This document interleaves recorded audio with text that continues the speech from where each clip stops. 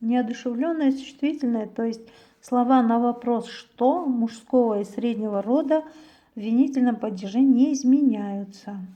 Жансыз заттарды билгизген сөздөр, башкача айтканда, эмне деген суроого жооп берген мужской роддогу, средний роддогу сөздөр винительный падежде өзгөрүлбөйт экен. Ошол анткени алар «что» деген суроого жооп берет да, эмнени көрүп турам деп үчөө уланбай ошол боюнча калат экен. Мисалы, читаю что? Читаю письмо, читаю журнал, смотри фильм, смотри что? Фильм. Вспоминаю что? Детство. Люблю что? Театр. Рисует море, небо. Делят что? Яблоко. Сварить что? Яйцо. Существительные неодушевленные и одушевленные с окончанием «а», «я» в винительном падеже имеют окончание «ую». Заты жанду, жансыз жана жанду затты билгизген сөздөр «а», «я» деген мүчөсү менен винительный падежде «ую» болуп өзгөрөт экен. Мисалы, любить родину. Родина, мунун баштапкы формасы родинада, а менен бүтөт. Что деген суроого жооп бергенде бул у болуп өзгөрүлөт экен. Любить родину. Приготовить что? Еду. Петь что? Песню. Мынакей ю болуп өзгөрүлүп атат. Увидеть кого? Одноклассницу. Встретить кого? Девушку.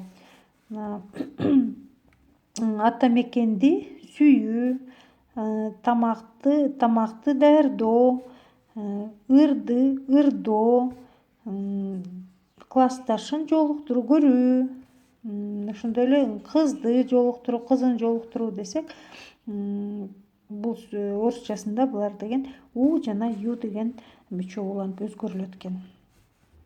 Одушевленное существительное мужского рода в винительном падеже имеют окончание «а», «я». Жанду заттарды билгизген зататоочтор, мужской роддогу зататоочтор винительный падежде «а», «я» деген мүчө уланат экен. Мисалы, конь мужской роддо мягкий знак менен бүтөт баштапкы формасында, жанду заты конь. Буга биз биринчи сабакта айтканбыз, жаныбарларга, жандуу заттардын баарына орус тилинде кого, ким деген суроо берилет деп. Демек, мен вижу кого, кимди көрүп турам? Атты көрүп турам. Вижу кого, вижу коня. Обвиняют кого? Водителя. Кимди күнөөлөп жатышат? Айдоочуну күнөөлөп атышат. Знаю кого? Айбека. Айбекти билем. Кимди билем? Айбекти билем. Вспоминаю товарища. Жолдошумду эстейм. Кимди эстейм? Жолдошумду, товарища.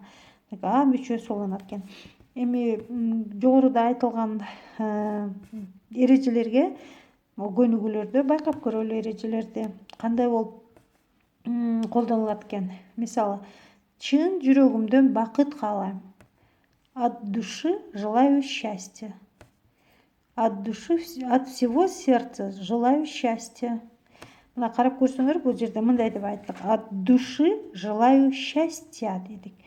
Бул ушундай деп айтсак да болот экен. Чын жүрөгүмдөн бакыт каалайм дегенде, анан от всего сердца желаю счастья деп винительный падеждин формасы менен айтсак да болот экен. Винительный падежде. Мугалим баламды мактады. Учитель похвалил сына. Мен бул фильмди көргөм.